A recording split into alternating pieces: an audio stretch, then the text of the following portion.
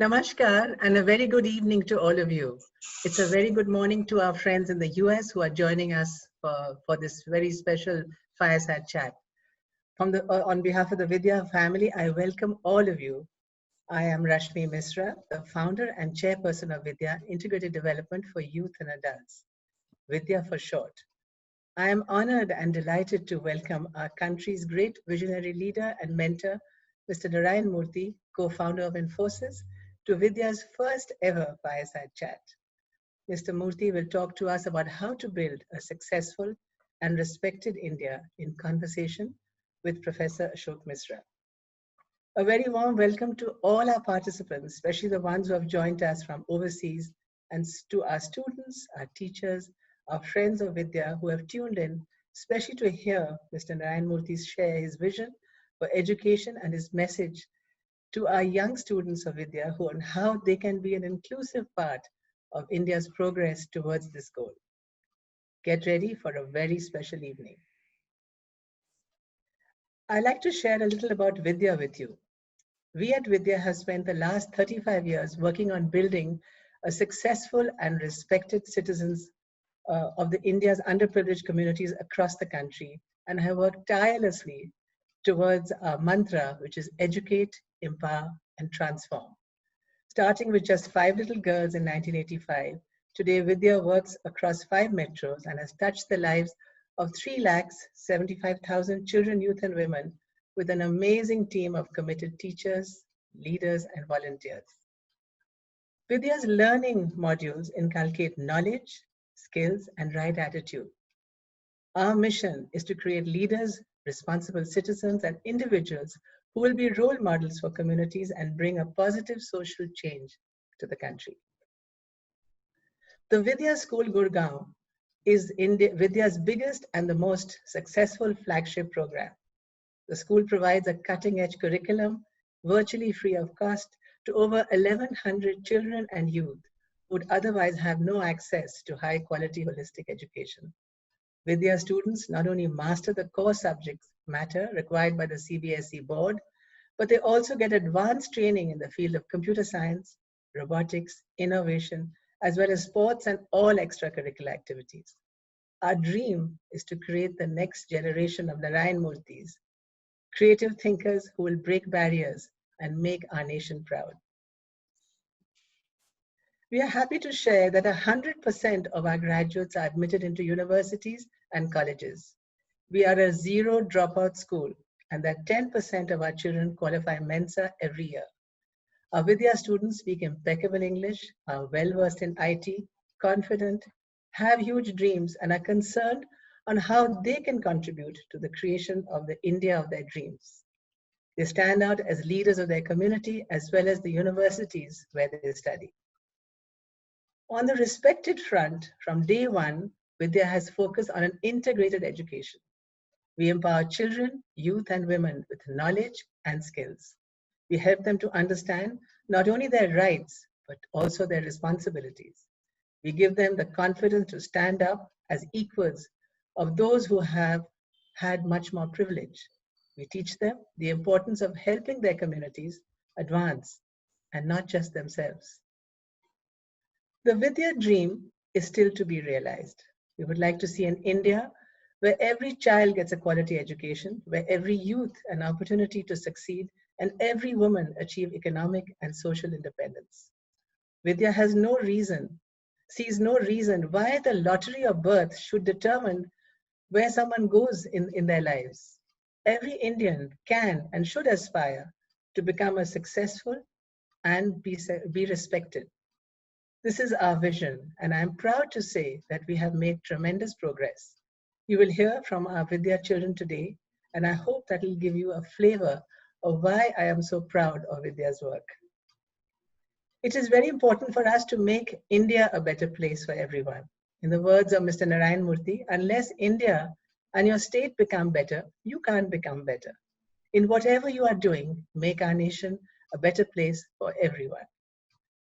When we approached Mr. Narayana Murthy for the Vidya webinar, he readily agreed, and it was for the young students of Vidya.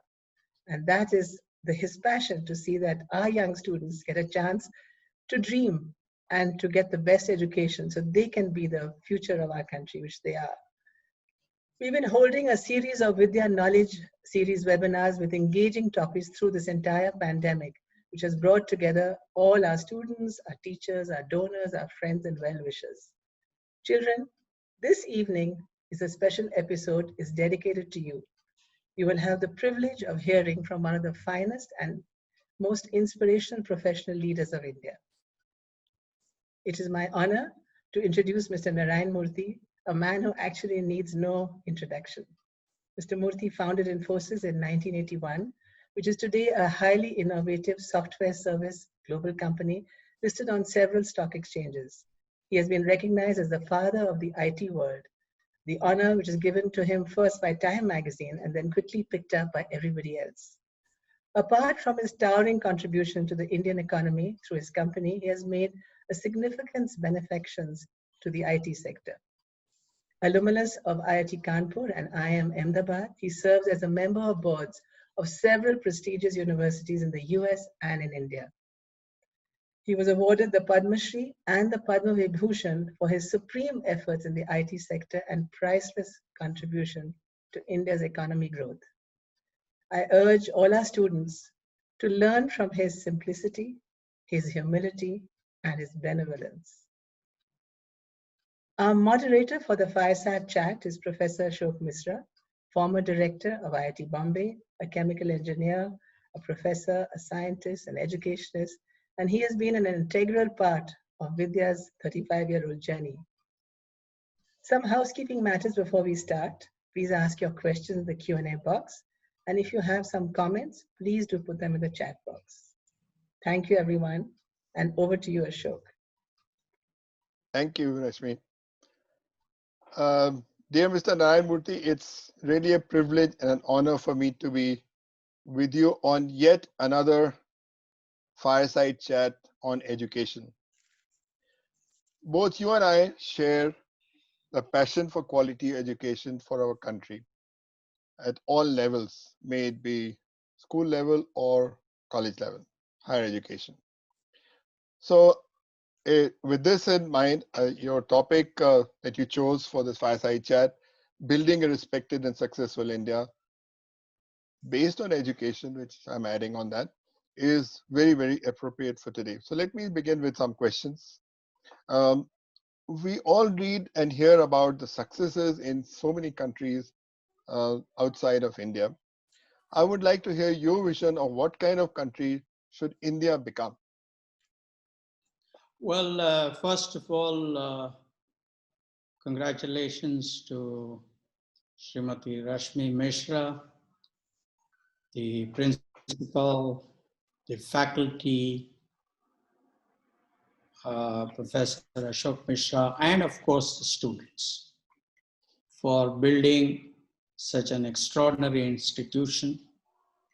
Various data that was put forward by Srimati Rashmi Mishra showed that your children are almost there. There is not much that any one of us can tell them, because the statistics that I heard tell me that this institution has indeed become one of the premier institutions of primary education, and it has given hope, confidence, and enthusiasm to lots of children. Having said that, you asked me a question: what kind of country should India become?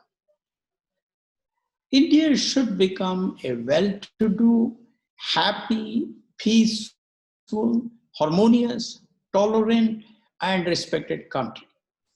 In such a country, every child, irrespective of its religion, caste, gender, region, or social class, must have enough to eat, is healthy, gets good education, has a decent shelter, and even more importantly, has full confidence in the fairness of the society. it is the responsibility of us, the elders, to make sure that the child has hope in the future of our country. The child must be taught by elders, that is, parents, teacher, grandparents, and other elders, to work hard to have good values like fairness, honesty, meritocracy, courtesy, decency, humility, and openness to learn from people better than oneself. The teachers and the parents must teach the children in such a country to have a desire for solving problems that they see around them. The elders should teach the child to be concerned about other children less fortunate than itself and to help such less fortunate children. Such a country, in my opinion, will be happy and will be respected by the world. Great. That's a fantastic beginning to it. Now, what should be the role of school children in this grand design to make India such a country that you envision? Well, in my opinion, every child's first responsibility is to focus on studies and do well in studies. That lays the foundation for these children to become good citizens who focus on their jobs, to focus on whatever they do and do well there. So therefore, children must have high aspirations, that is, desires and goals, to perform the best in at least one of the three areas: studies, sports, and extracurricular activities in the school. Ideally, they should be good in all the three. The child should be disciplined, should respect parents, teachers, and elders, should work very hard, should come to the school on time, and finish all its homework every day. The child should prepare a timetable for study at home. Of course, this is the task of the parents and the teachers to help the child prepare a proper timetable. The child should accept competition in a very positive way and study at home according to the timetable to become the best in the competition. The child should be courteous and civil with other children and neighbors and should respect and be willing to learn from other children who perform better than oneself in the class. The child should worry about other children who are less fortunate than it. The child should use whatever it has learned in the classroom to solve simple problems at home and in other situations. The child should keep its school, home, and neighborhood neat and clean. Of course, there are many other things that the children should do, but I think if we start off with this kind of portfolio of responsibilities for our children, if we, the elders, help our children to discharge this portfolio of responsibilities well, I have no doubt at all that these children will become extraordinary citizens. And my own personal feeling, based on what I heard from Srimati Rashmi Mishra, is that your children are already there. Very good. So I hope the children, you're taking these tips, and I know Vidya children are very disciplined in all these matters, but a little better would make it better. I strongly feel, and as I mentioned earlier also, that the superior, and you all mentioned, the superior education system in the nation is the foundation, and I re-stress, is the foundation for its growth and prosperity. Your thoughts on what we should do for the Indian education system, which I am at least not very happy about. A Chinese wise man once said, if you want to destroy a country, destroy its education system and its culture. Education, as you know better than I do, is learning to learn new subjects and new skills and new ideas in life. It is the ability to study a problem and find a solution to that problem. Higher the education level of a country, higher are its achievements in science and technology, and richer and healthier is such a country. Education of a girl child is perhaps most important for every country.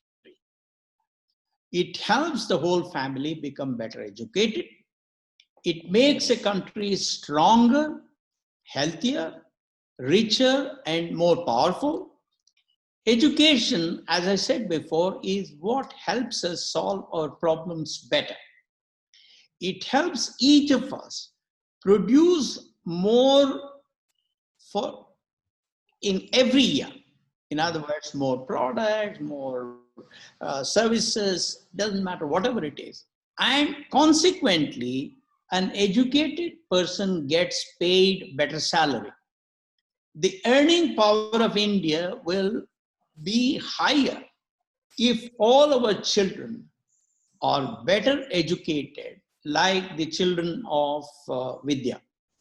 Education helps our students, our citizens and students to understand their rights and responsibilities better.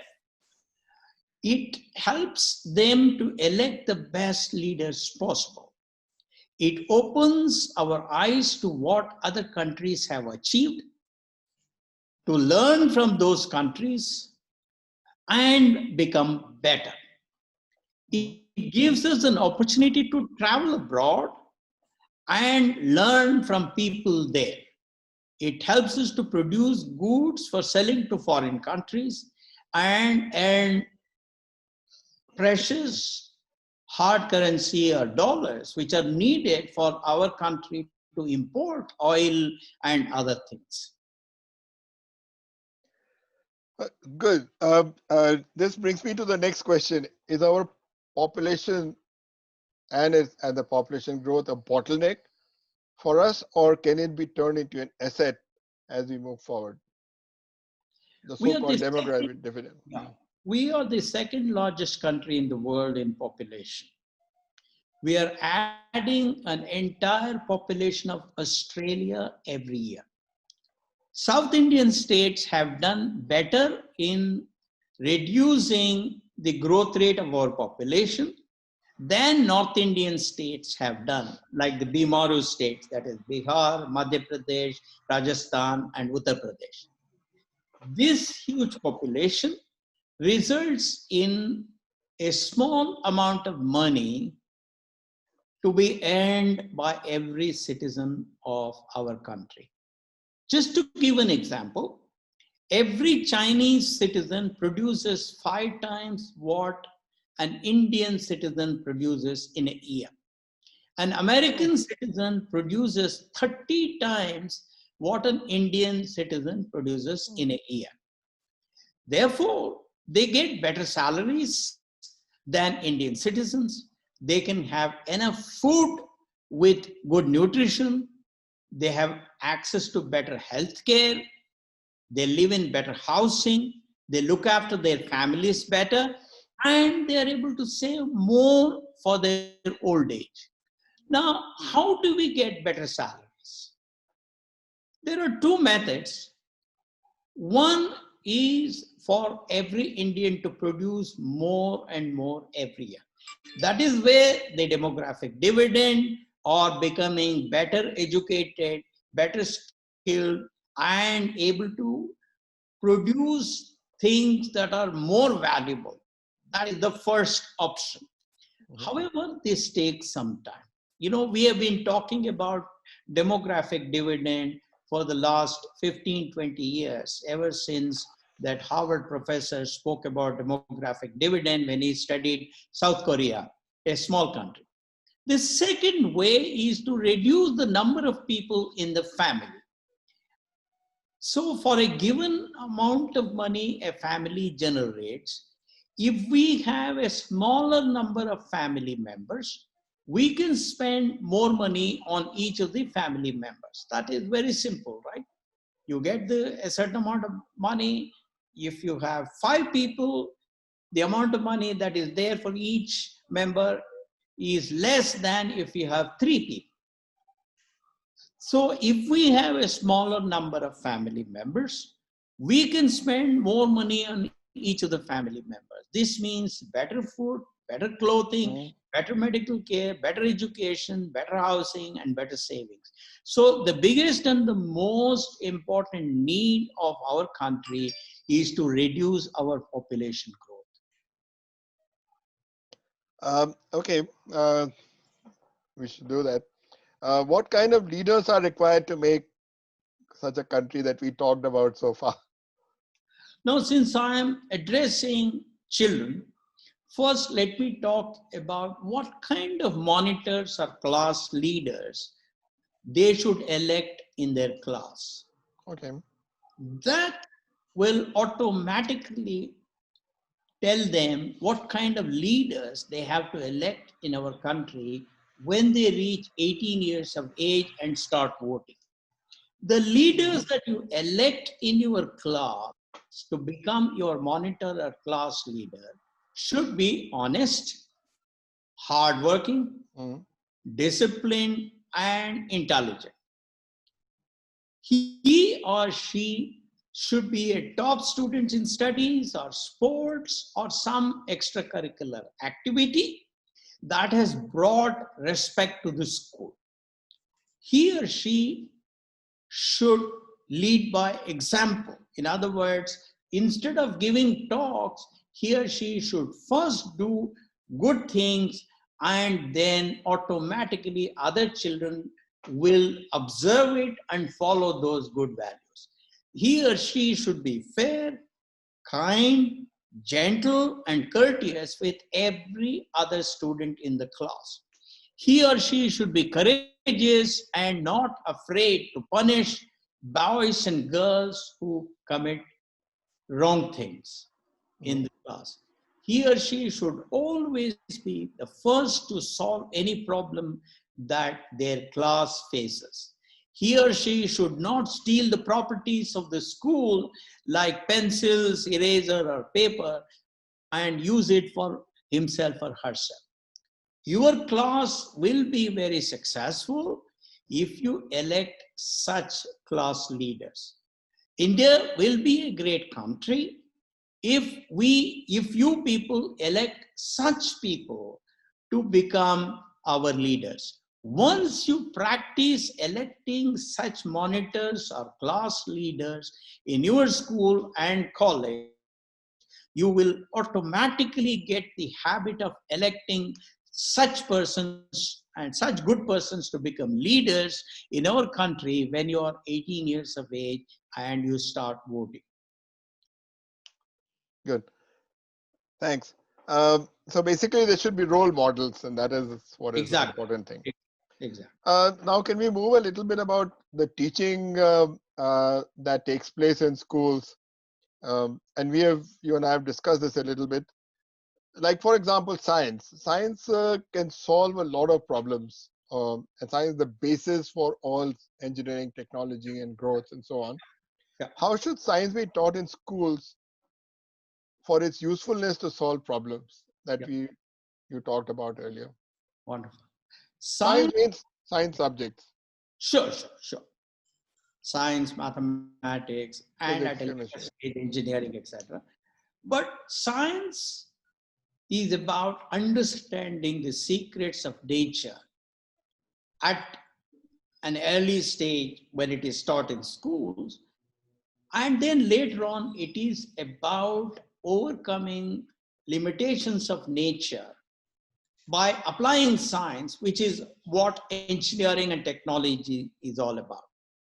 For example, people in the olden days studied science, and they asked questions like, How can we hear somebody speaking at a distance in another town? And they invented telephone. They asked how we can see somebody in another town away from us, and they invented television.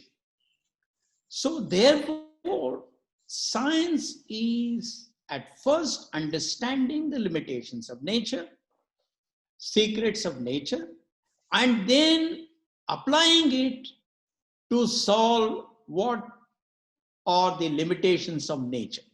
Science has helped us to understand how our heart works and how our brain works. Scientists have invented cure for major diseases.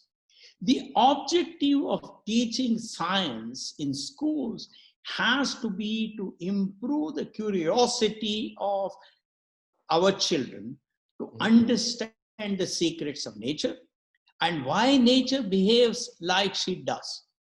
Whatever we teach in the class has to help our children understand a natural phenomenon.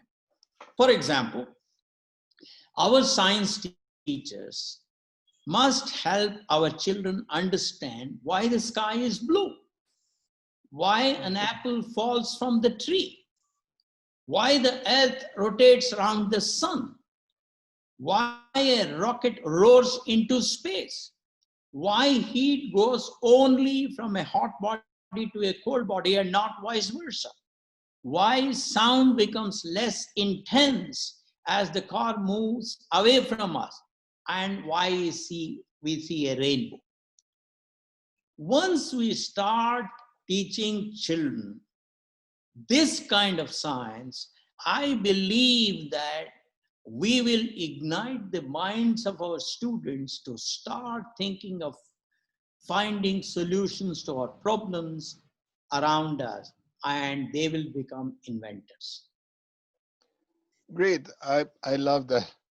Um, one of the other things is that science is one part of our teaching process, but I also strongly feel that social sciences has a strong role to play. So how should social science subjects like history, geography, and so on, how should they be taught and amalgamated with the sciences?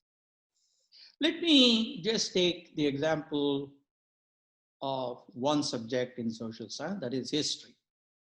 History is about how societies functioned in the past, their strengths and their weaknesses, the relevance of those practices today, and why our society today is different from the past. The objective of history is to understand lessons we can learn from those past practices, the good and bad in them, and the mistakes we committed in the past to make our societies better today. That is, more peaceful, better educated, healthier, wealthier, stronger, and better prepared to create a better future for our children and grandchildren. Therefore, in teaching history, our teachers have to provide answers to these questions rather than describing who was our emperor in 1500, what he ate, how many children he had, or how big his palace was. This kind of history has no value for our children. Good. Thanks. I'll ask one more related question to the teaching. Is the knowledge of English important for making India a richer and successful country? And alongside, should we also teach the local language of the state like Kannada and Karnataka and Bengali in Bengal and so on? So I'll combine the two things in one. Sure. English is the most important language of the world because most international institutions like World Bank, the United Nations, and the most developed nations speak that language or use it as a link language. English is also very important because more than 70% of world's knowledge is in science, in medicine, in engineering, in law, and in technology is available in English. Mhm. People who are good in English earn much more than people who are not. I mean, there are many cases. I don't want to go into those details because it will take more time. English uh, opens your door to job opportunities outside your state and outside your country. English opens up market opportunities to sell your products in the whole world and thus makes your market much bigger.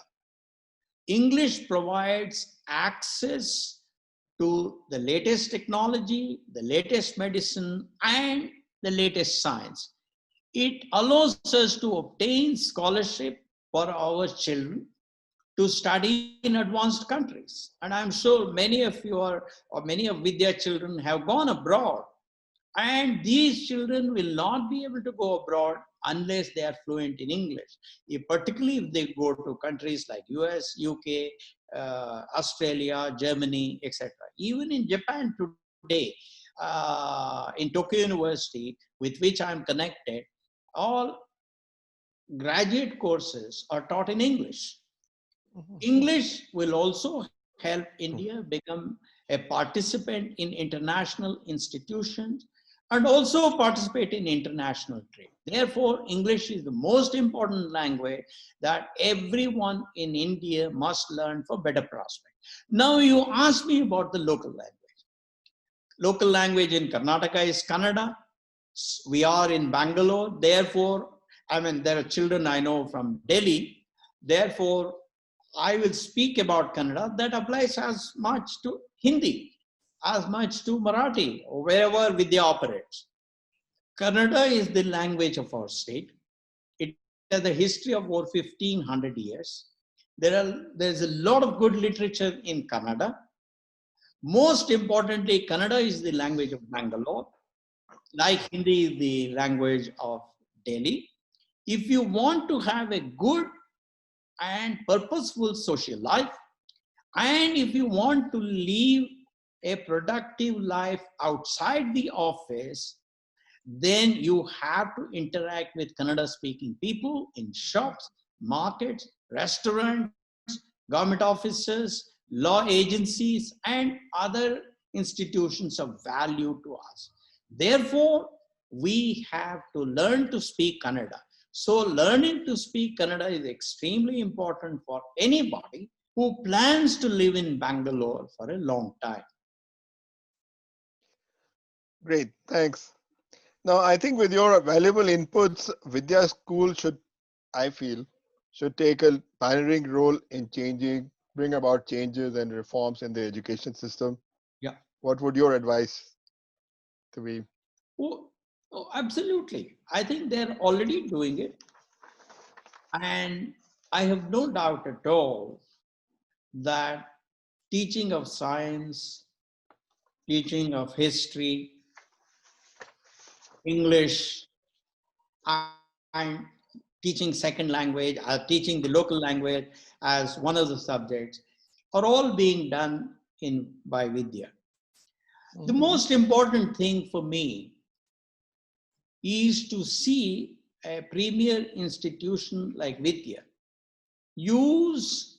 teach science and mathematics at the school level with a focus on understanding nature around us, the natural phenomena around us, and unlock the secrets of nature, and then consequently help the children to become more curious about the nature and its limitations, and then start thinking of solving problems.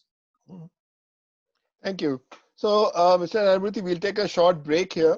Sure. Vidya team wants to show a small film on Vidya, Yeah. so that you and others get a chance to see what their school is like. Then we'll have questions from the students.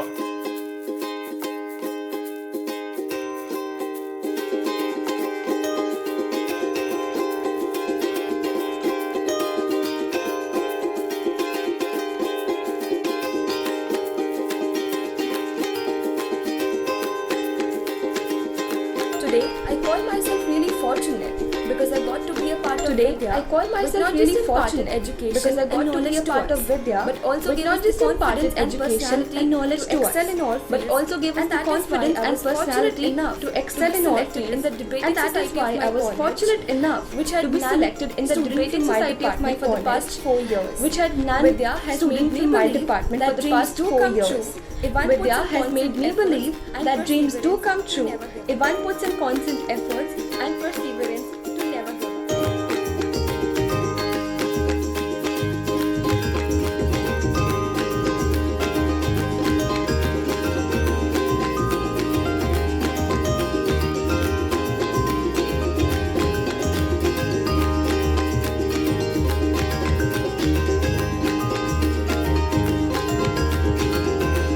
Vidya understand the needs of the parents, bring with minimal resources and high aspirations transform. Bring their children to school. Our students are an asset to Vidya. Them transform and their families. Our students are an asset to Vidya. They help and their family outlook of their ambassador to change. They help to shift the outlook of their immediate communities. Their commitment to make most of the opportunities and beyond. That they are actively engaged in school and beyond.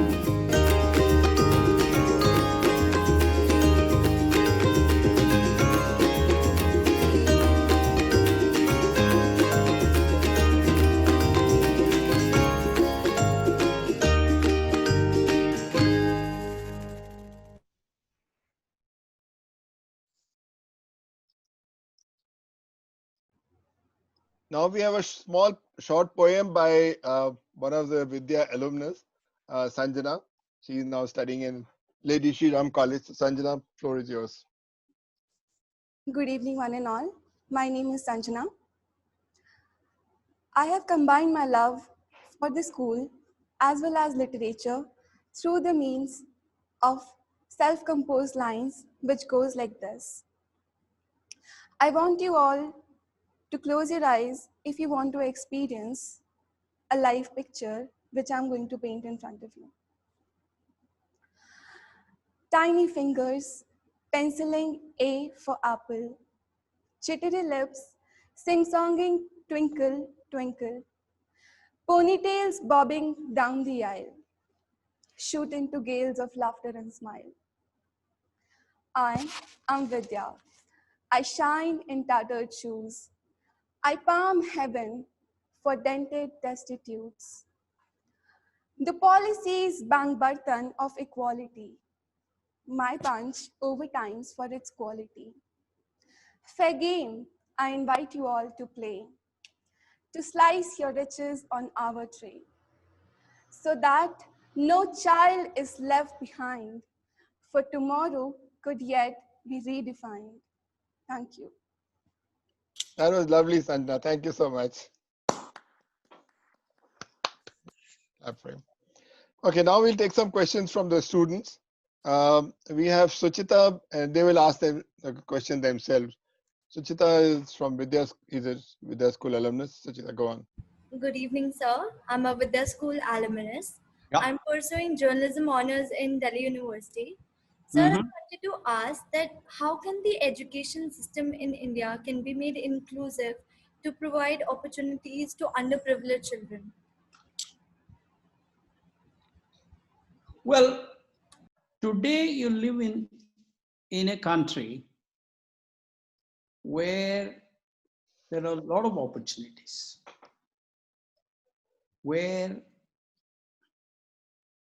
the government has done a very good job to provide opportunities for people coming from all walks of life. The other day, I saw a YouTube video wherein it showed a girl from Indore or something, from a lower middle class family, succeeding to become a topper in the IAS. The government has provided a lot of scholarships. It has, in fact, created coaching classes for people coming from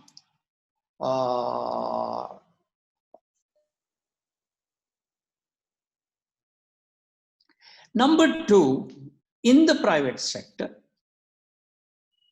today the job opportunities are unbelievable. In my own industry, which is the IT industry,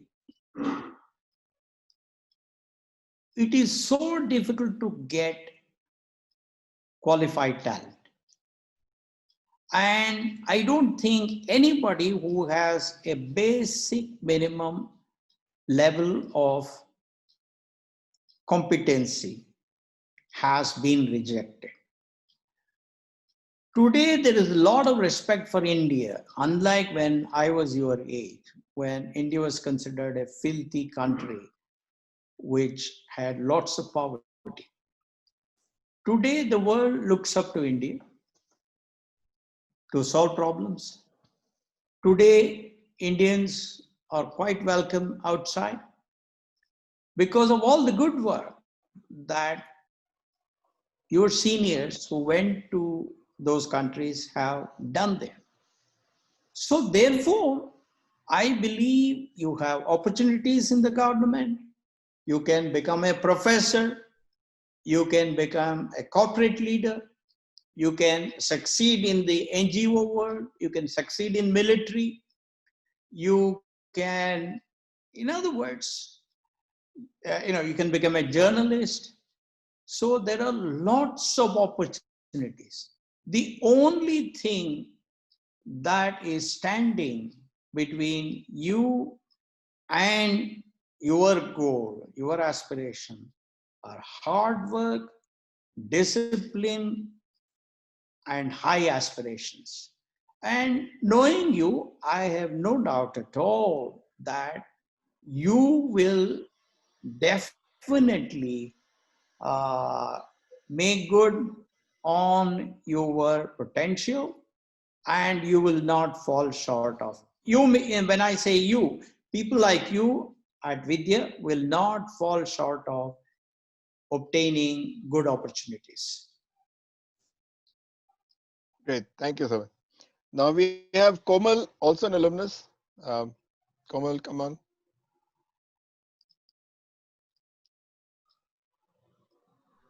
Unmute yourself. Yeah. Good evening, sir. Yeah. My name is Komal. I'm a Vidya School alumnus. Currently, I'm pursuing computer science honors from University of Delhi. Excellent. Sir, my question to you is, what are the qualities that should be there if one desires to become an entrepreneur? Well, I think that's a very good question. If you want to be a successful entrepreneur, the first thing that is required is for you to think of an idea, a product, or a service that is in some way better than all other products, ideas, and services that exist today. Either it should be cheaper, or it should add more value to the customer, or it should do things faster, etc., etc.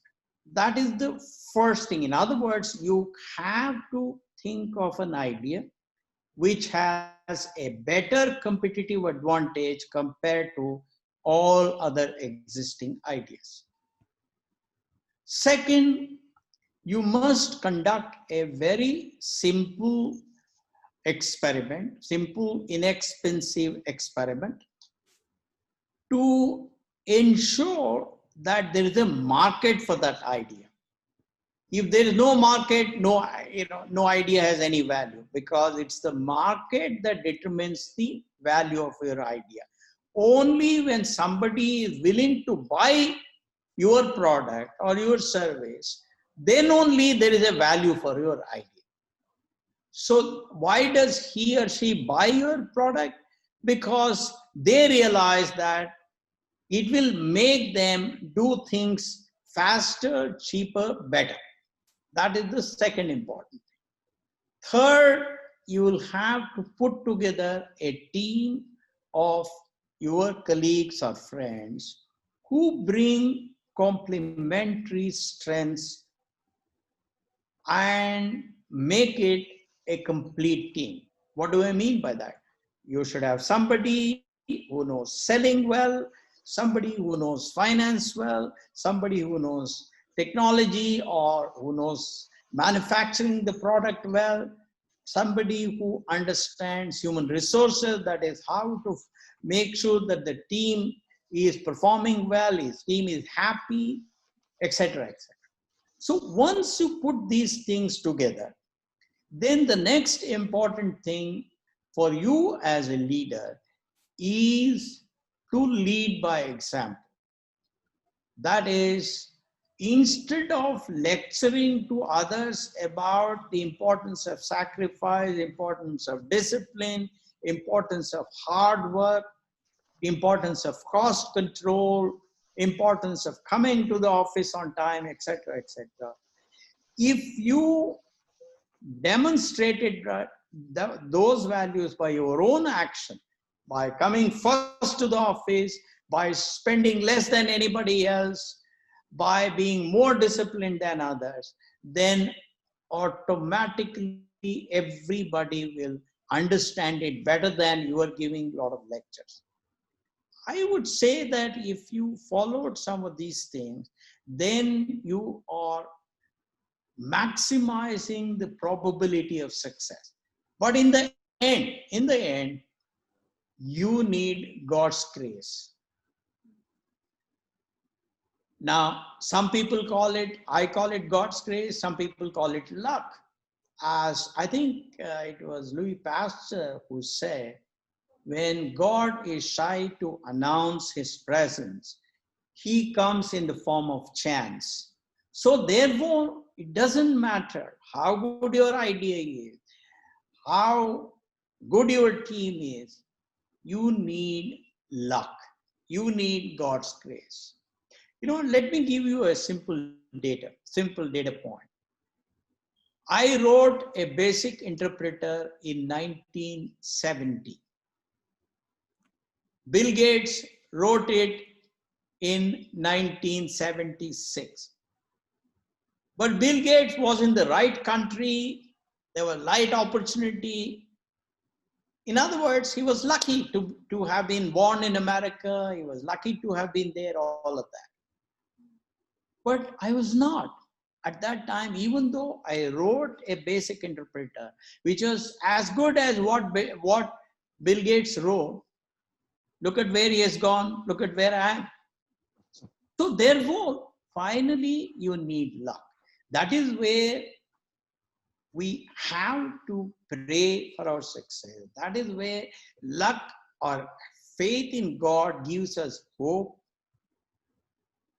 In situations when logic cannot explain why you should success. So have faith in God and everything will turn out to be better. Thank you. Priyanshu, you log in. Komal, you can log in. Good evening, sir. I am Priyanshu, studying sciences in class 12 at Vidya School. And my question is, how does one create intrinsic motivation to study? Well, now motivation comes from seeing role models around you who have succeeded by hard work, by studying well, or by doing whatever good things they did. So you need role models around you. Now your teacher could be a role model, your parents could be your role models, your friends could be role models, your seniors could be role models. Second, your parents and your teachers must raise your aspiration. They must, by their words, by their actions, by the examples they give, they must give you hope and confidence that if you worked hard, if you studied well, then your future will be better. Of course, right in the beginning, I said you need role models. Once role models are there, once your teachers and parents and elders show you that those who worked hard, who studied hard, who did all the good things, they have improved their own lives, then you will automatically have confidence in hard work, confidence in discipline, confidence in trying to do the best. Thank you. Now we have Sakshi, Vidya student. You have to unmute.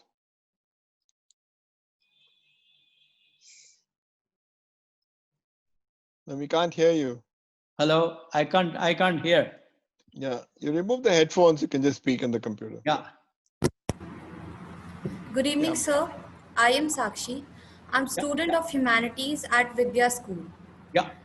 I wanted to ask you, sir, that what was your childhood like and what important lessons did you learn in your childhood? I think that is a very good question. Yes. I want to hear the answer too. I came from a family which was lower middle class, like you. My father was a high school teacher most of his life. There were 8 children in my family. My grandmother was there. So there were 11 mouths to feed.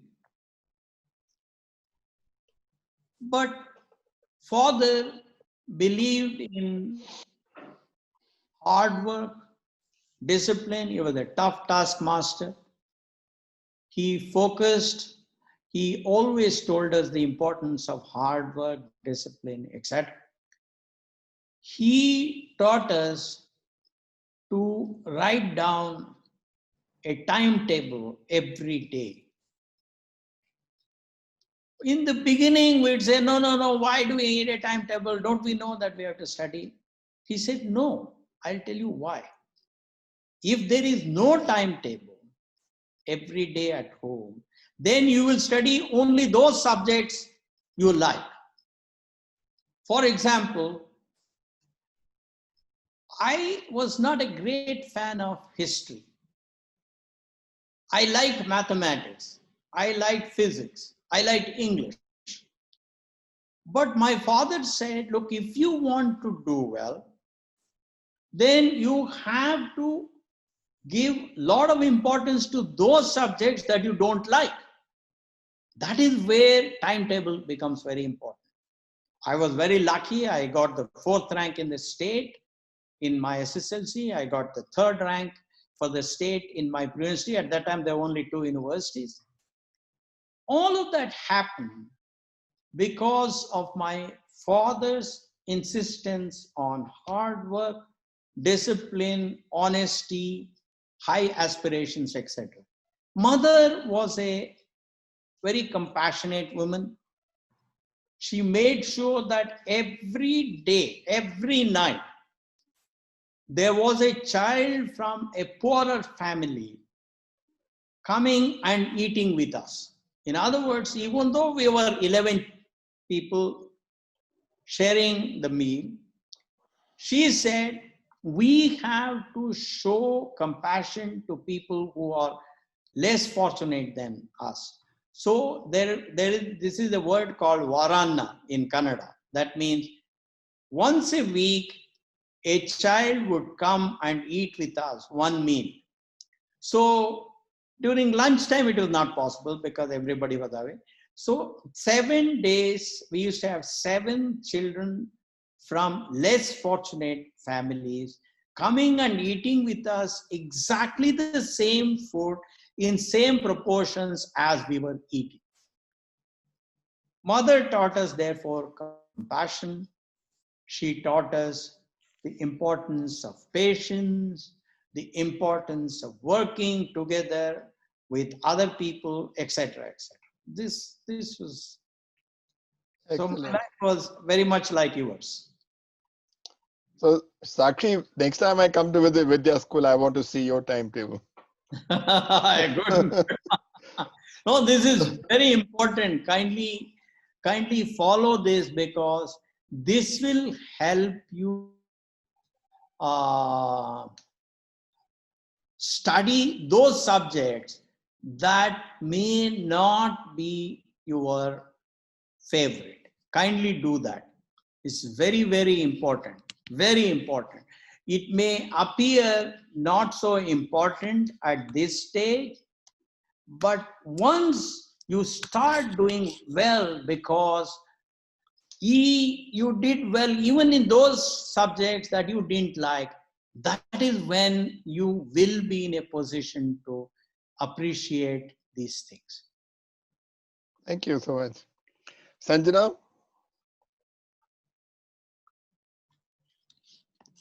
So, yeah, almost every great leader has had a vision for India. Yeah. How far have we been able to achieve those visions? And what lies ahead of us as the future leaders? Yeah.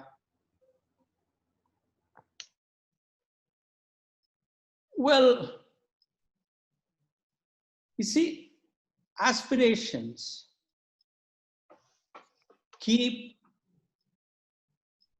increasing. In other words, as you climb 100 steps, you want to climb the 110th step. As you climb 110 steps, you want to go to 200 steps, etc., etc. That is really the power of aspiration. So, therefore, I cannot say that I have been lucky enough to achieve everything that I wanted. However, my culture has also taught me that there has to be a balance between hard work, ambition, aspiration, and contentment. So I would say that God has been kind to me, and I'm very, very grateful to God, and that I am leading a satisfied, contented life based on whatever little I have been able to do. Thank you. And we have the last question now from Kunal, Vidya student. Good evening, sir. I'm Kunal. Kumar. Good evening, sir. I'm Kunal. I'm in 12th class, currently studying science at Vidya School. And my question to you is, what gave you the courage to leave a job and start something totally out of the box? Well, that's a long story. I was hitchhiking my way from Paris, where I was working, to my home country in India. And on the way, I went through Western Europe and Eastern Europe. Eastern Europe was all communist countries. On the way, in a place called Niš, which was then a city in Bulgaria, which was a communist country. I came to Niš, and I was on the train. I mean, I don't want to get into details because there's no time. I was talking to a girl and a boy on the train, and the boy got jealous with me for some reason. I don't know why. And he brought the police, and the police put me incarcerated me, or put me in a room of 8 foot by 8 foot. And I was hungry for about 5 days. I did not have water. I did not have food. And after those 5 days, they put me on a freight train that was traveling from Niš to Istanbul. And the guard said, look, you're from a friendly country called India. That's why we are being very nice to you. Then I realized that if a communist country is nice, this is their definition of being nice, then I don't want to be part of a communist country. By then, I had watched quite a lot of what had happened in the Western countries, which are all capitalist countries. So I said, I want to go back to my country and conduct an experiment in becoming an entrepreneur, in creating wealth legally and ethically. And that's when I came to India. I realized that I had to learn a lot. I learned, and after 7 years after I returned, I founded Infosys, because I realized that after my reading and talking to people in Paris, in Munich, in Berlin, in London, etc., a few truths. One, the only way a country can become richer and healthier and better, etc., is through creation of jobs. Jobs with good income. And the only people who can create more and more such jobs are entrepreneurs. It is not the responsibility of the government to create jobs, but it is the responsibility of the government to create an environment where these entrepreneurs can flourish. Incentive, legal and ethical incentive to create more and more jobs. And that's when I came back to India. I wanted to put these principles into action, and that's how I became an entrepreneur. Good. So there are so many other questions, but I'll cut them short now because a lot of the things you have answered already. Yeah. That brings me, because you talked about other countries, why is openness to new ideas and other cultures of other countries important to us to solve our problems? And a leading question with that is that Indian philosophy is supposed to be very good. Should we share it with the other nations? So it's a give and take. Yeah. Well, first of all, while India was once a great country, today the reality is that India is one of the poorest countries.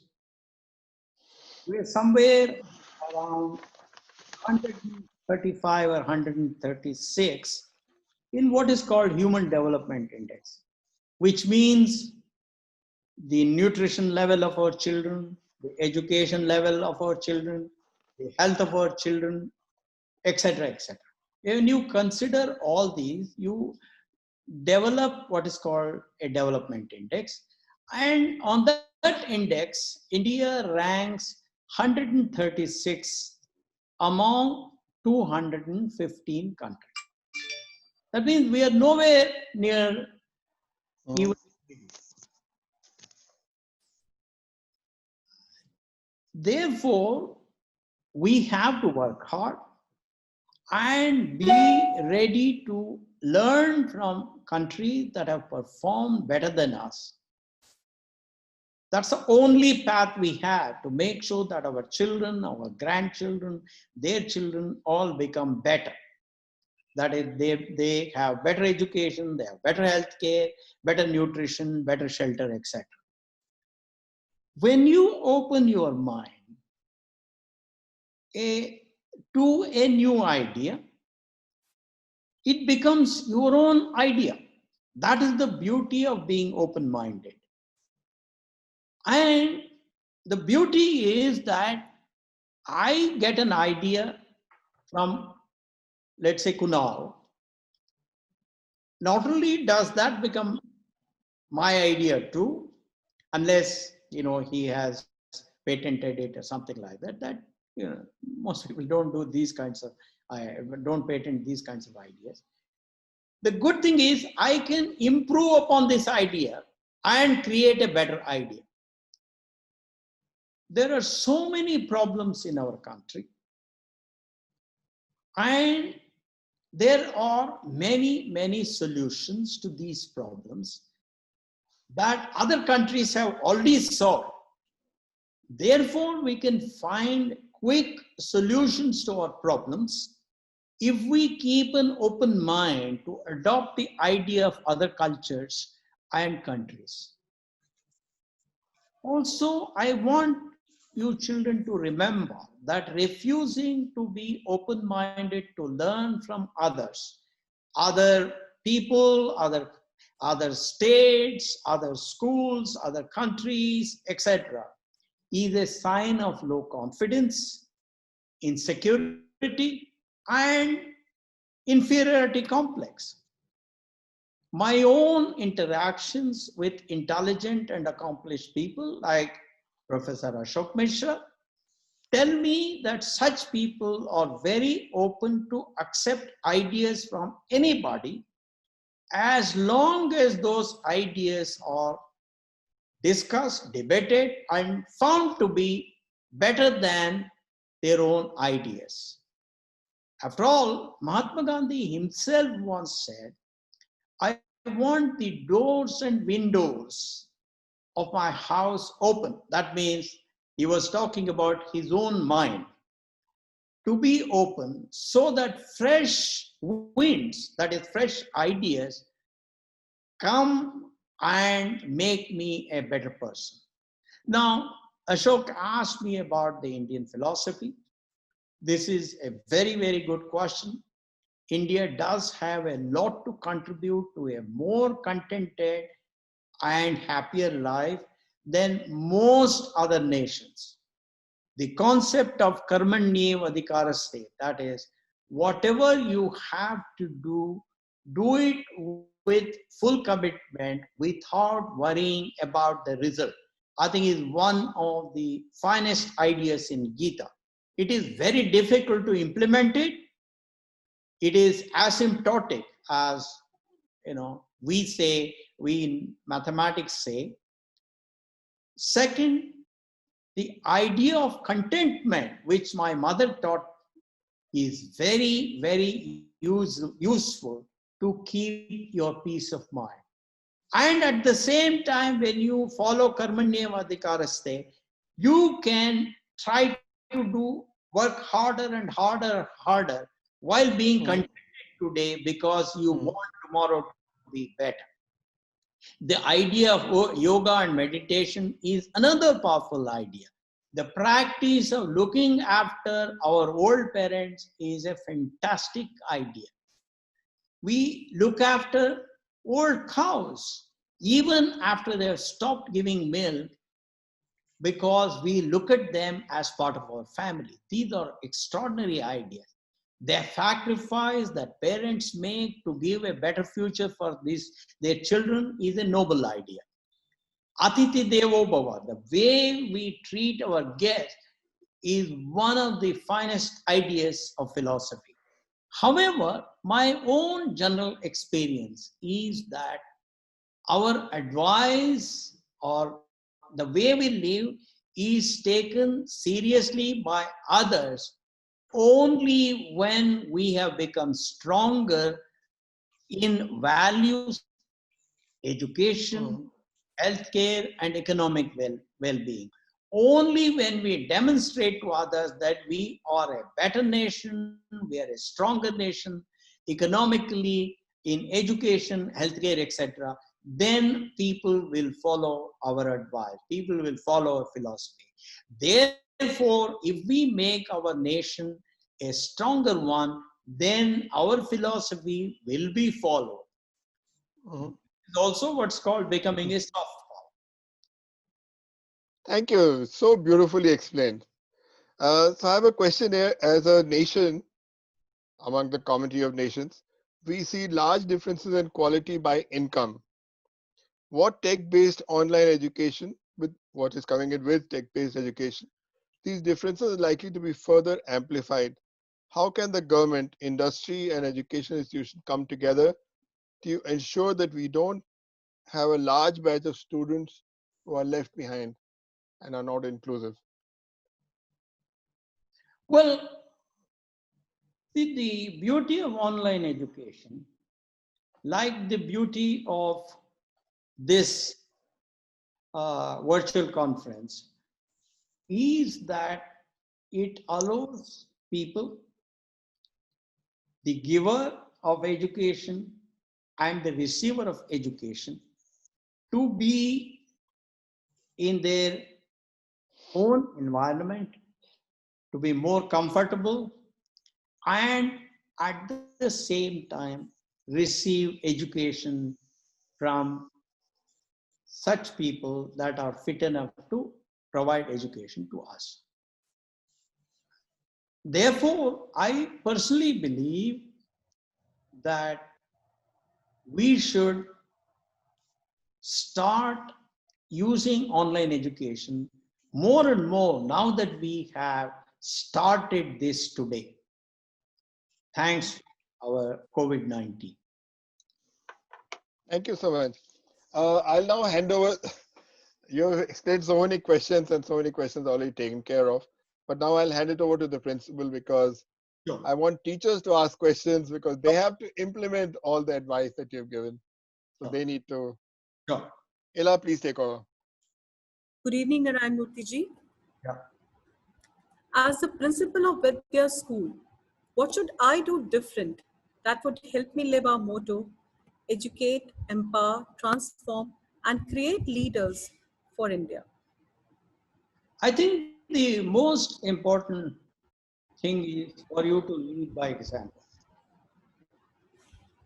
You come to the class, you come to the school earliest, you conduct yourself in the most disciplined manner, you work hard, you make more sacrifices, you become the most honest person. I mean, you're already following all those things, but since you asked the question, I'm answering.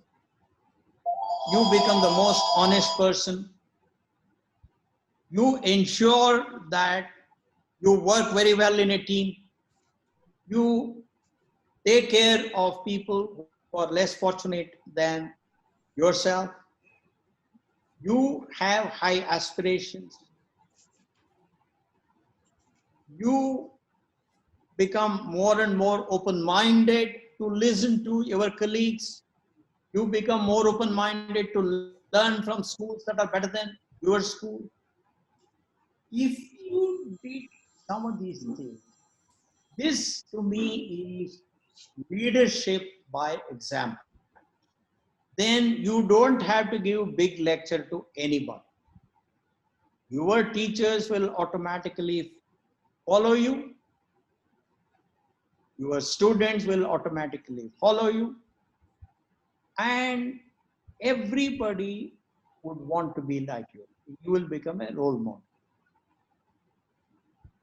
And at the same time, you have to ensure that you show affection to everybody. You are not respected because you are feared. You are respected because you bring values to the table. You bring competence to the table. I think if you do those things, I mean, which I'm sure you're already doing, then everybody will like you as a leader. You will become a role model. They want to follow you and they will respect you. And then once all your teachers and all your children want to follow you in these values, then everybody will become better. Thank you, sir. The next question has been asked by our Executive Director, Ms. Dilruba Kalsi. What kind of skills should students inculcate to make India's demographic dividend a boom? No, first of all, we have to be well educated. I've already defined what good education is. Education is learning to learn.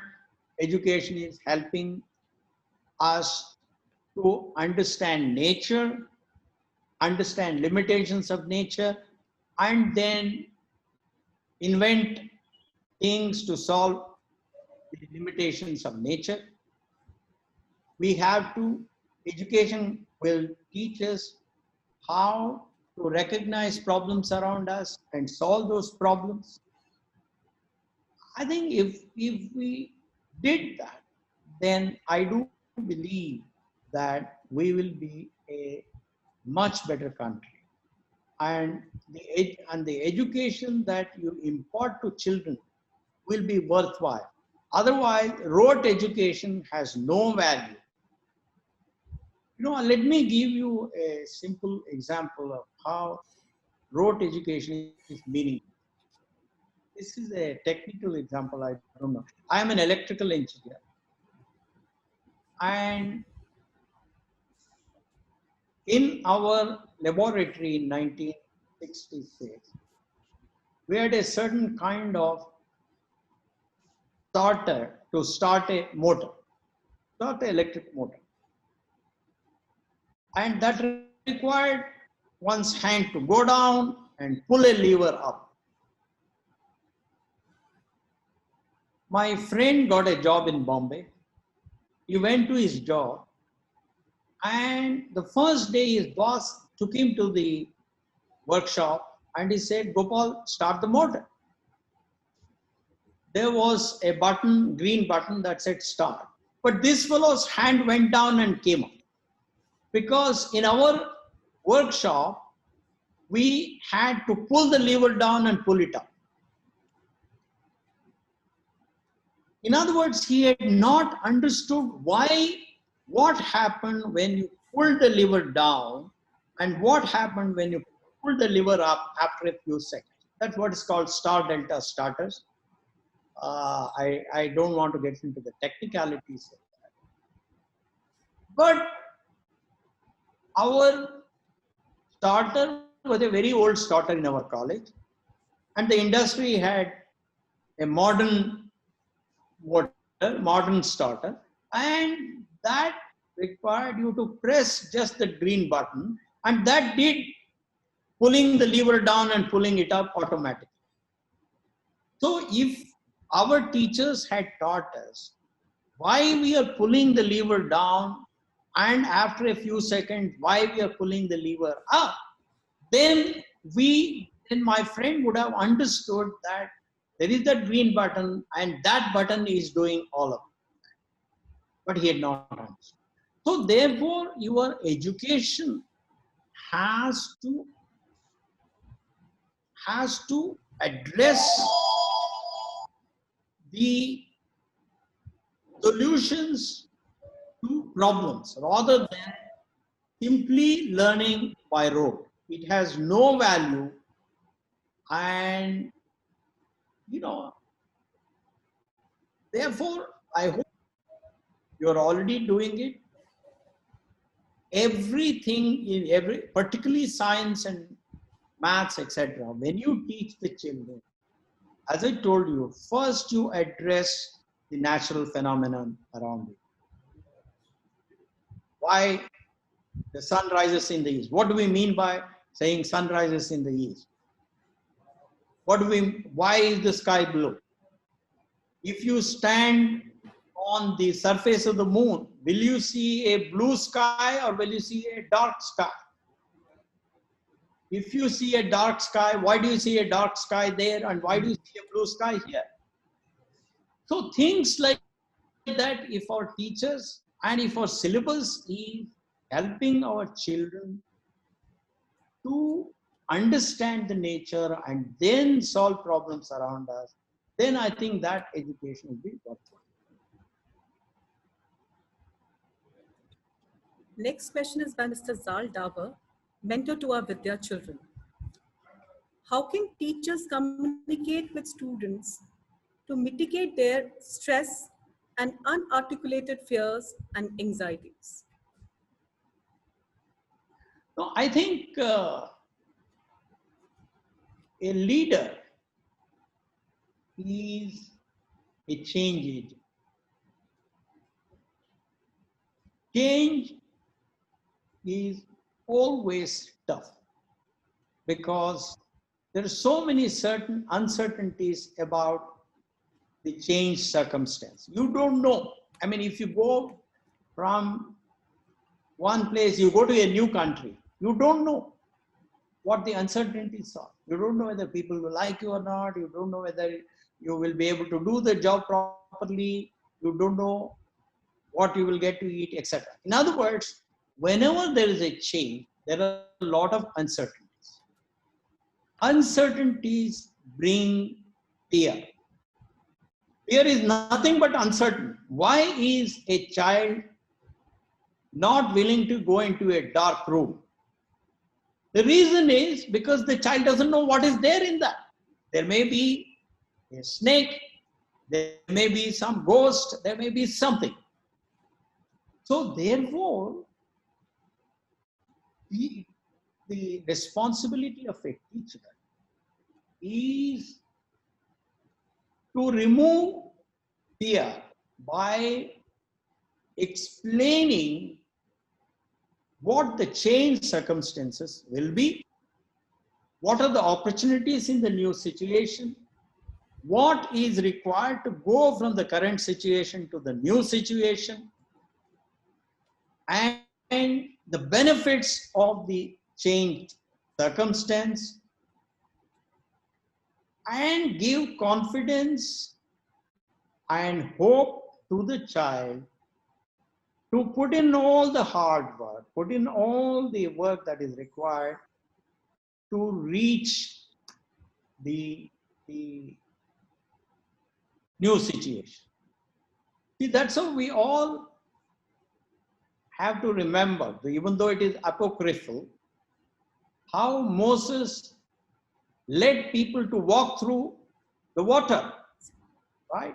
Of course, the sea parted later, but when he had to convince his people to walk through that sea, nobody knew that sea would part with, but Moses had the confidence to give hope and remove the fears of his people. So therefore, a teacher's responsibility is to remove fear by explaining all the benefits of the new situation, all the hard work that is required to go to the new situation, to explain how the children will be better off by going to the new situation. So I think if we did that, there will be less stress. The next question is by Yashika Munjal, English teacher at the Vidya School.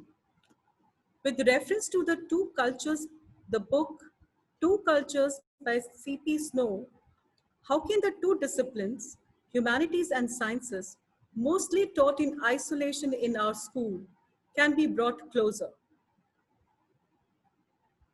No, I think just as human beings cannot function without any of our organs,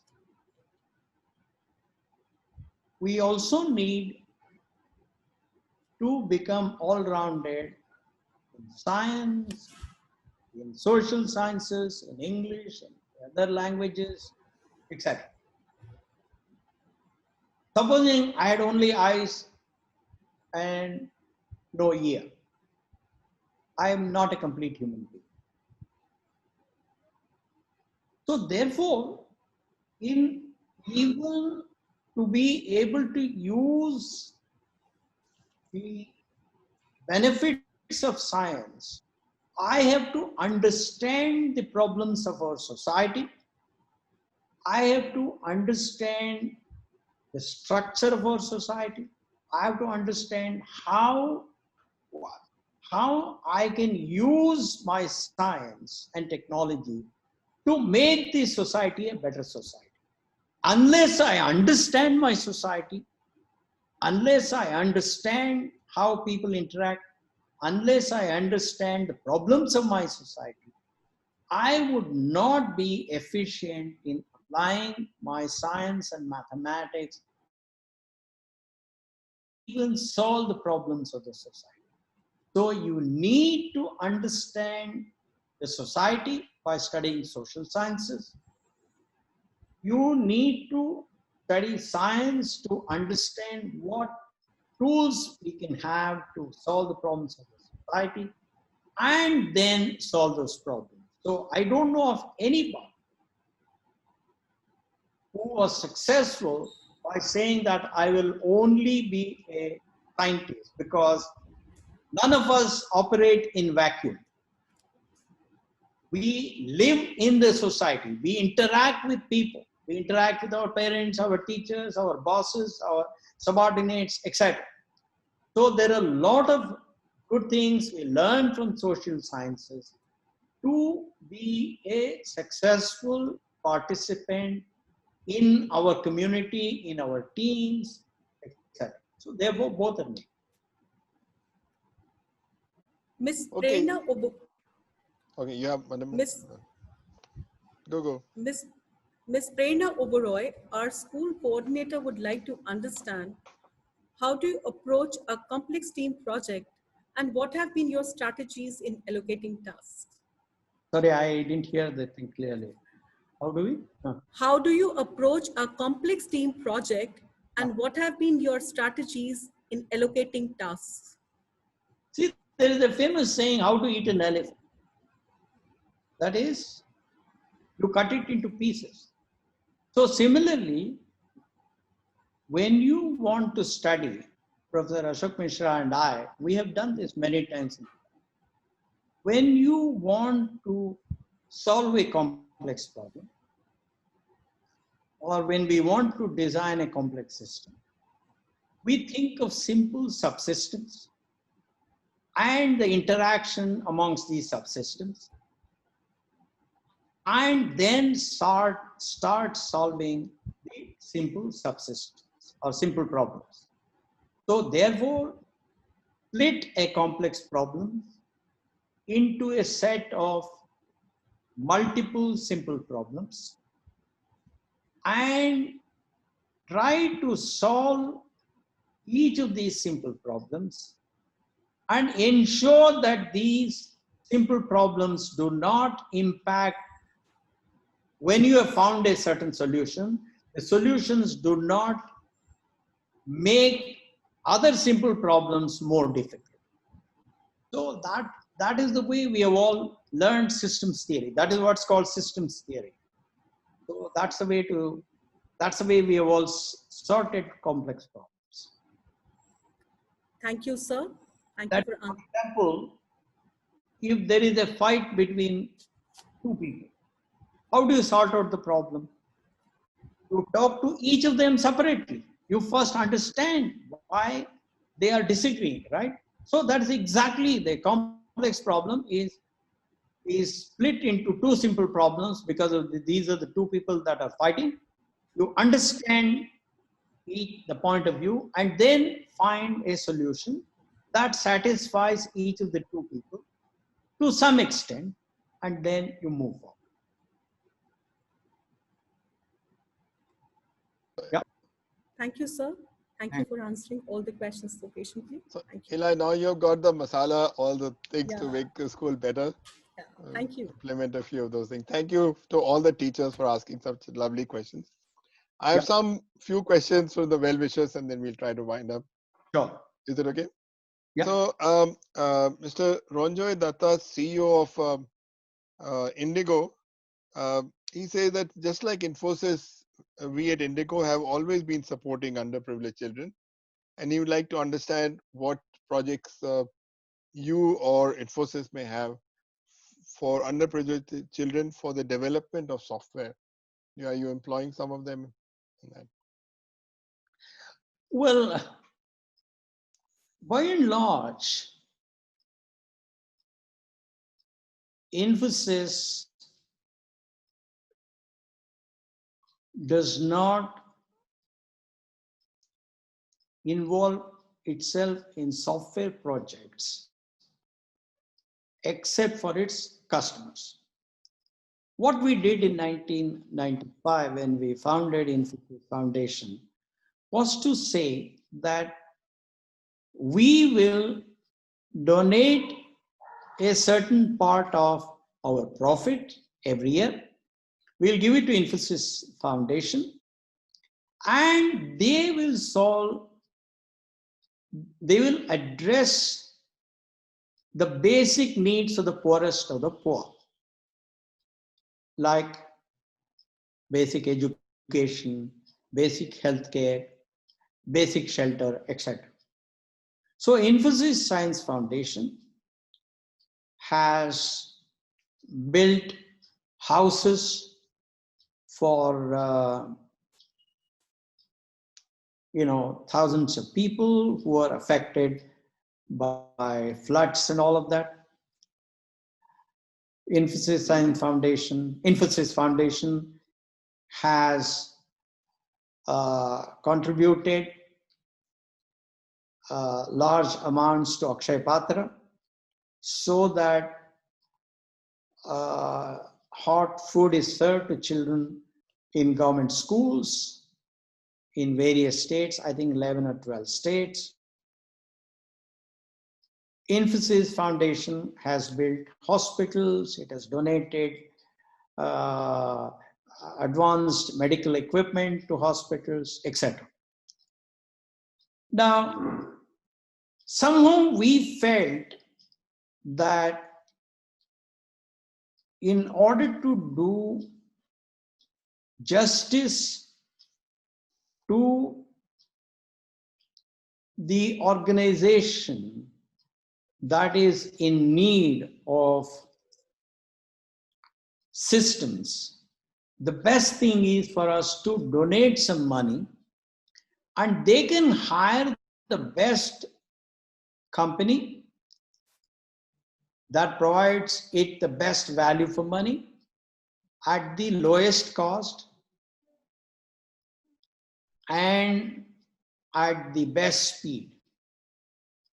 A large company like Infosys, we realized, was not suited to develop software at a price that a small donor organization would want us to develop.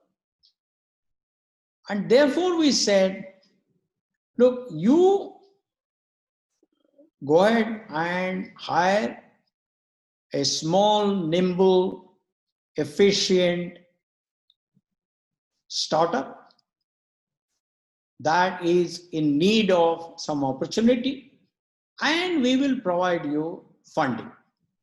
But we will address only the basic needs of the poorest of the poor. That is the philosophy of taken. Good, thanks. There's a question by Mrs. Andrea Da Costa from Royal Bank of Scotland. She wants to, there are basically two parts of the question. What would your advice be on lifelong learning to the kids? And the other is, could the curriculum that we teach, and you address it in a different manner, take examples from the industry and businesses, which could be given as examples in the curriculum.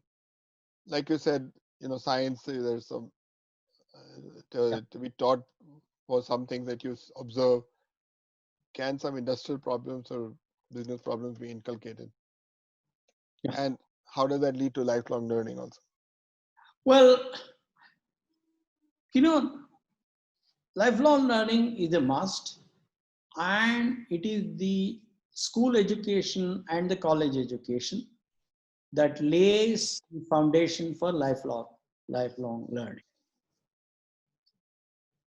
We learn from our teachers certain basic questions that we ask when we want to understand any new situation.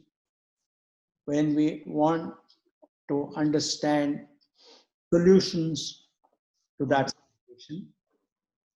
We are taught to have a sense of healthy skepticism when we are presented with a solution. Therefore, these kinds of problems keep cropping up day after day after day in our workplace, at home, and in the community. The basic tools of learning are the same. That is, ask, why is this so? Second, what is it that will mitigate this problem? What does it cost? How much time do we need? Who are the people? Etc. etc. These are the generic questions that basic education should teach. Now, in the second question, the second part of the question about whether examples from the industry can be used. Of course, they can be used. In fact, at Infosys, we used to work, I'm sure even now they work, to work with 1,250 engineering colleges in the country. We used to explain the kind of problems that we solve. We used to explain how those solutions depended upon the basics of computer science that the teachers were teaching in the classroom, and the kind of applied learning that we brought to the table in solving those problems, and we passed on those applied learnings to those colleges. After all, management schools have specialized in case study, which is nothing but taking the examples of problems from the industry. That's what the case study is all about. So therefore, I would say that there is a need for all companies to work with the engineering colleges or with science colleges to involve themselves much more with those colleges so that they can explain what kind of problems they're facing and how they use those problems by using the tools, by using the learning that the students learned in their colleges, etc. Absolutely. Thank you. That's good. There are lots of questions about COVID and post-COVID, and I'm not posing them because it's not so relevant to this topic. Yeah. But one of the questions by Ms. Aishwarya from IBM is, what cultural shift should we bring about in upbringing of the children to make them better leaders? You've answered this in many ways, but would you like to add one or two more points? You've said that quite a bit already. You see, my personal view is that economic transformation happens only if there is a cultural transformation. What is culture? Culture is how you spend your time, what kind of friends you have, what values you have, what is your view regarding the society, how you participate in solving the problems of the society. So therefore, the first need for us to achieve economic progress is to bring about a cultural transformation in India. That is, we have to become honest, there should be no corruption, there should be meritocracy, there should be discipline, the best people must be elected to become our political leaders, the best people must be in the government, there should be accountability, there should be transparency, etc. There should be high aspirations. There should be openness to new ideas. We can't say Mera Bharat Mahan and then say we don't want to learn from anybody else. I think these are all cultural nuances. So if you study those countries that are highly developed and a country like India, you will find a major difference between the culture of those countries and culture of India. And we have a long journey to travel in changing our culture, in becoming more open-minded, becoming more honest, becoming more hardworking, becoming more accountable, in becoming more disciplined, etc., etc. So therefore, I agree that the first need of the country is to bring about cultural transformation, and that cultural transformation has to start when a child is born, and that is where parents and teachers lay a very important foundation in the transformation of India. Thank you so much. In fact, in that answer, you answered 2-3 other questions which I had. So I think you gave the flexibility that we could go a little longer, and we have used it. Would you like to show your film, Mr. Murthy, which you wanted to show?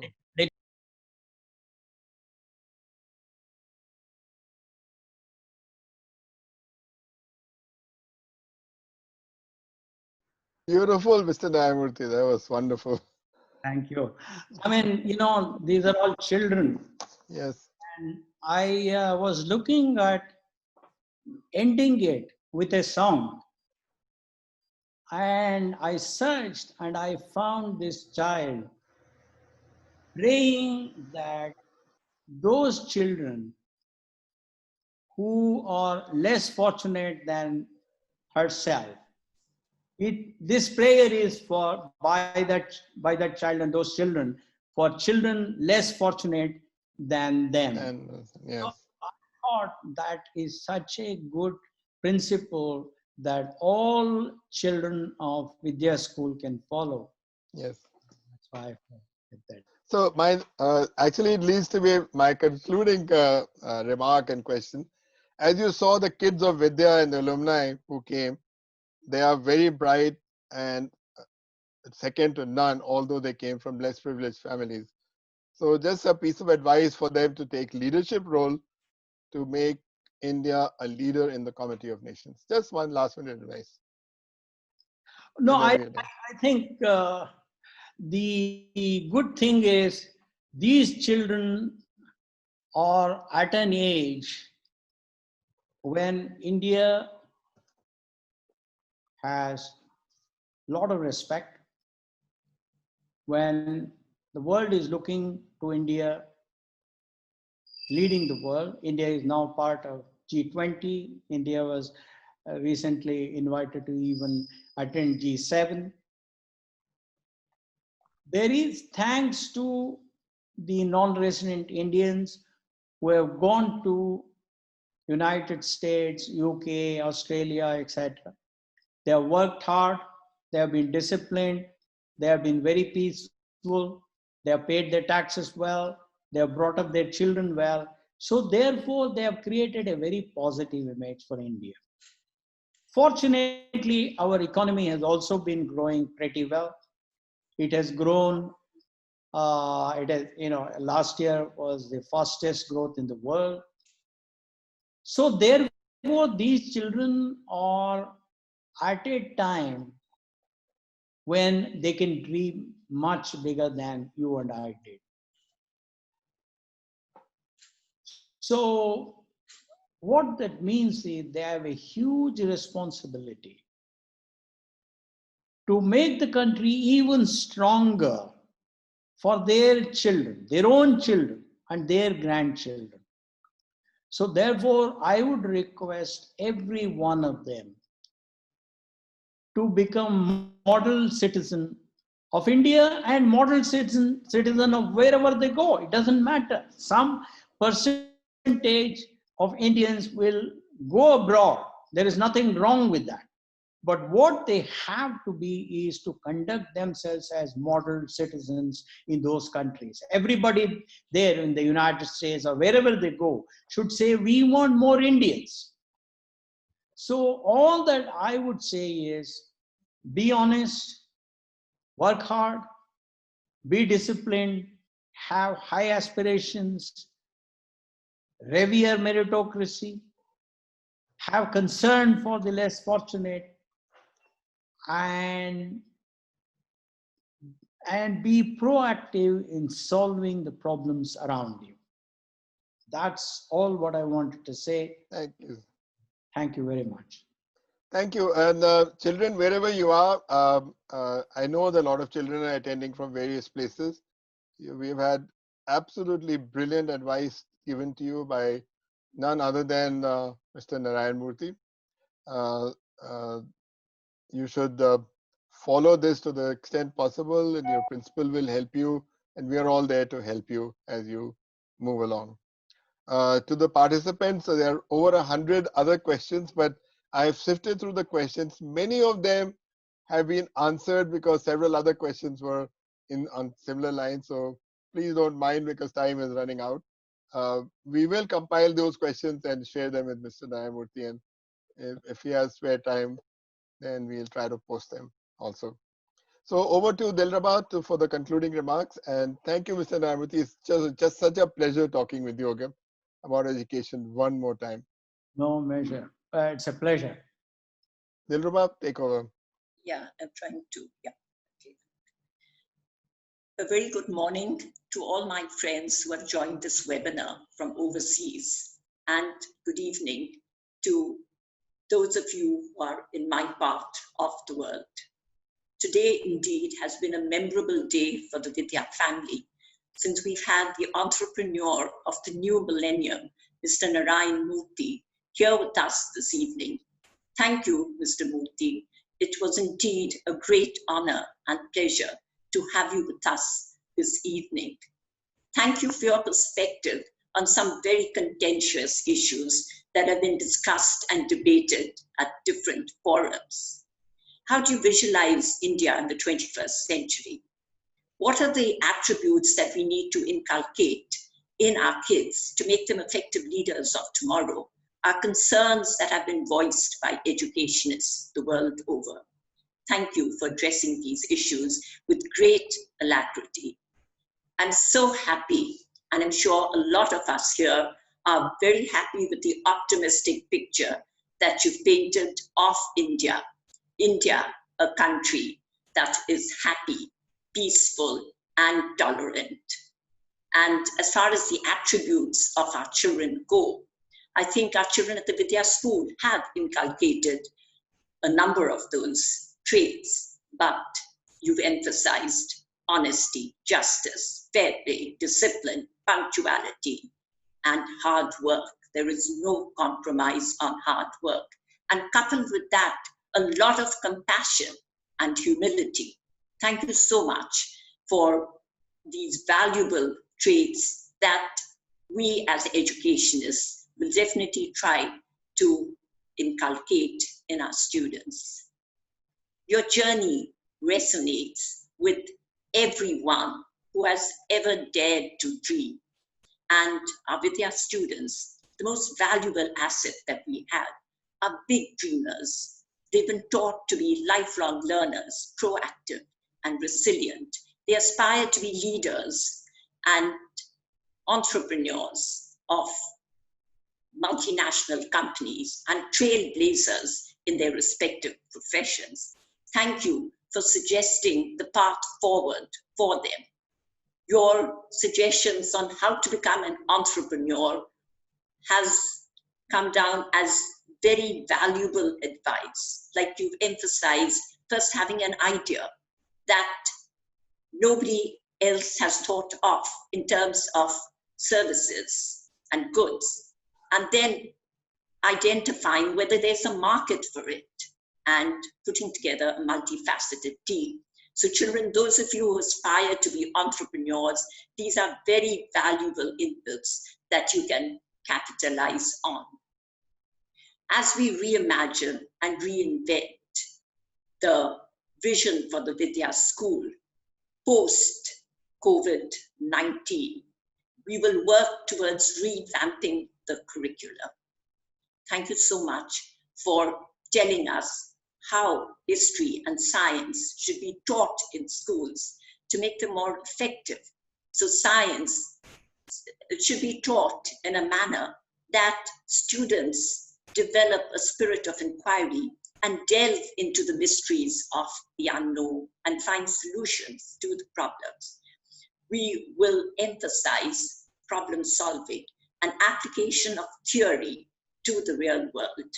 And as far as history goes, we have many lessons to learn from history in creating a peaceful and a more equitable society. Thank you so much for all these very valuable suggestions. We try to battle with COVID by digitizing our learning platforms and bringing technology home to our students. But in order to ensure that no child gets left behind and to sustain the 78 projects impacting 15,000 beneficiaries, we started a COVID fund. And this brings back to my mind what you said, that the power of money is the power to give it away. We're looking forward for donations, and every contribution will give the gift of education to a child. Thank you so much, sir, for all your very, very valuable suggestions. And like we all know that education is the bedrock of a society. And you very aptly summed up the Chinese proverb that if you want to destroy a country, destroy its system of education and its culture. This is something that I firmly subscribe to, and I have been reading about it. So thank you so much for reiterating it. So reflecting on Mr. Narayana Murthy, the philosopher, entrepreneur, leader, a family man, what comes back to my mind is a quote. Every now and then the world builds a man of such wit and grit that it is impossible to not sit up and notice. Mr. Murthy, you are the truest sense and living example of keeping your head high in the sky with your feet firmly set on the ground. We look forward to your visit to the Vidya School, and I hope that's going to be in the near future. Our children are very excited to interact with you and learn more about your perceptions on the different subjects that you have touched upon, and how to become a better citizen and how to become a more productive member of India's task force. So these would be valuable inputs for the emerging generation, which would help our demographic dividend become a boom.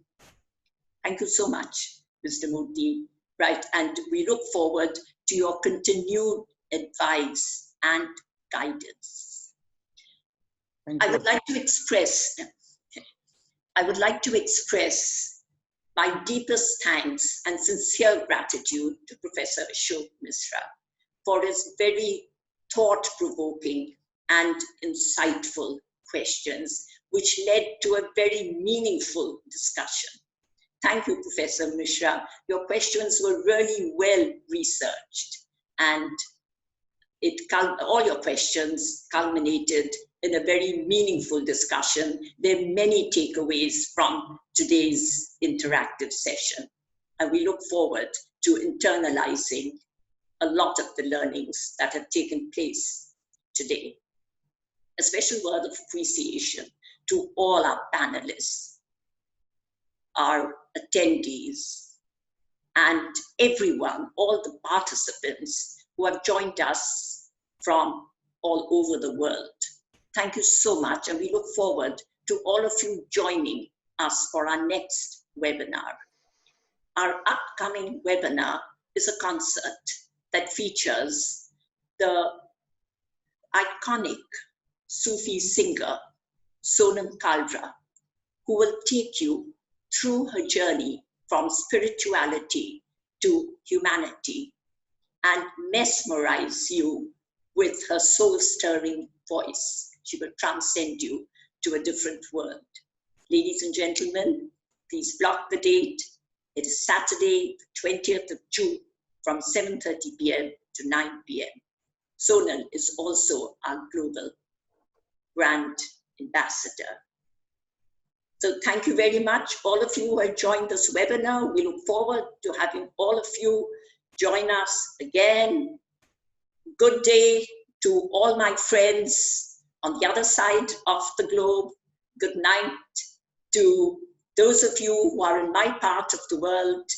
Take care and stay safe. Thank you so much. Bye. Thank you very much. Thanks a lot. Take care. Thank you. Signing off now. Thank you. Thank you.